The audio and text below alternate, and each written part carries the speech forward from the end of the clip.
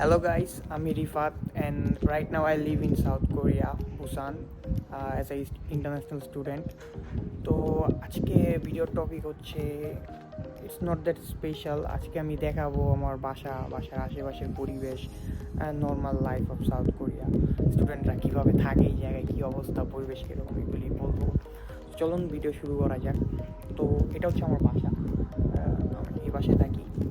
তো এখন যাবো, বেরোবো, ঘুরবো, আশেপাশে পরিবেশ দেখবো। তো এটা হচ্ছে ভিউ আমার বাসা থেকে। আমার বাসার নিচেই, আমার বাসের পাশেই বাস স্টপ আছে, যেটা খুবই একটা প্লাস পয়েন্ট। এটা হচ্ছে বাসা। অ্যান্ড আমার ইউনিভার্সিটি এই উপরেই, এই পাহাড়ের উপরেই। এই যে বিল্ডিং নাম্বার দেখা যাচ্ছে। তো আমরা এখন যাব একটু ঘুরি আশেপাশে। রাস্তাটা দেখেন কি পরিষ্কার, খুবই নিট অ্যান্ড ক্লিন, রেগুলারই ক্লিন করে। তো এখানে ময়লা খুব কমই পাওয়া যায়, খুবই পরিষ্কার, পরিবেশ খুব ভালো। অ্যান্ড এয়ার পলিউশন নাই বললেই চলে, কারণ সব কিছু ইলেকট্রিক।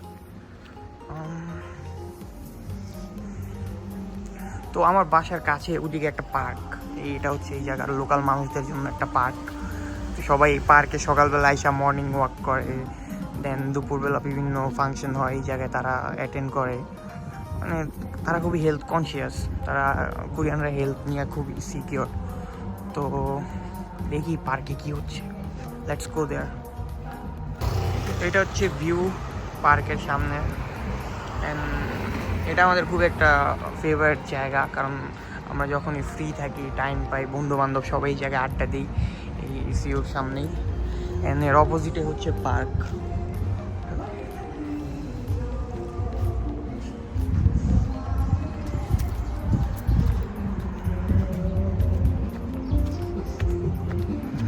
পার্কটা খুবই সুন্দর, ছোটোখাটো, সাজানো গুছানো।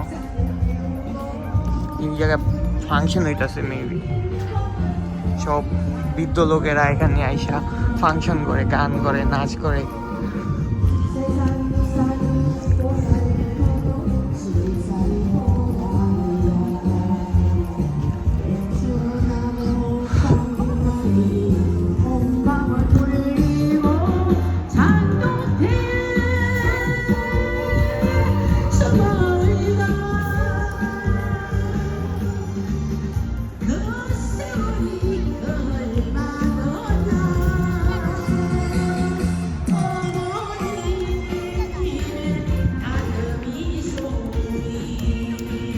পার্কে বাচ্চাদের জন্য এরকম বিভিন্ন জিনিস থাকে, পাশাপাশি এক্সারসাইজ করার জন্য এখানে বিভিন্ন ইকুইপমেন্ট আছে।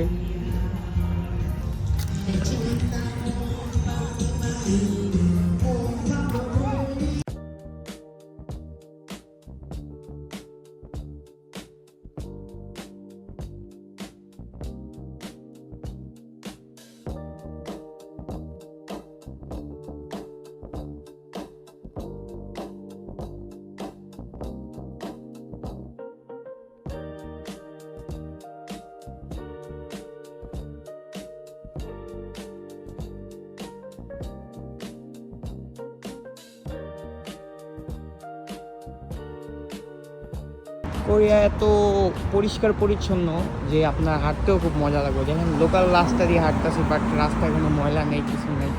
অ্যান্ড গাছগুলি এখন যা সবুজ দেখতে পাইতেছে। আমি কদিন আগেও যখন চেরি ব্লসম হয়েছিল, এগুলি সব পিঙ্ক কালার ছিল। তখন কোরিয়াটা দেখতে আসলে একটা মানে ফুল অ্যানিমের মতো লাগে দেখতে, খুবই সুন্দর। অ্যান্ড স্পেশালি এই জায়গার রাস্তাঘাট খুবই পরিষ্কার, অ্যান্ড সবাই অনেক নিয়মকানুন ফলো করে চলে, যা খুবই ভালো লাগে। অ্যান্ড চলুন দেখি, এটা এক্সপ্লোর করি, সুন্দর।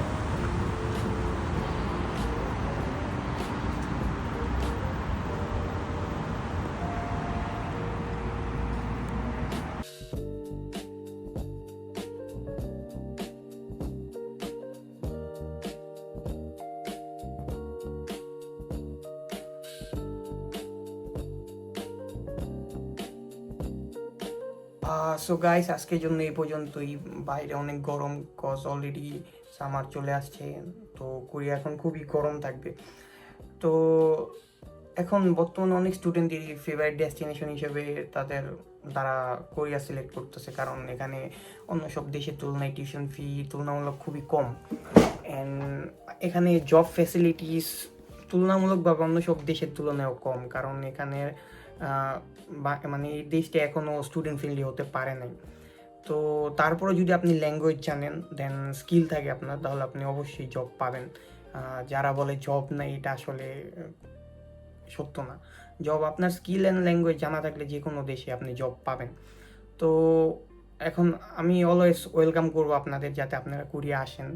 দেশটা কীরকম আপনারা নিজেরা এসে বাস্তবতা যাচাই করে থাকবেন কি থাকবেন না এটা ডিসাইড করেন।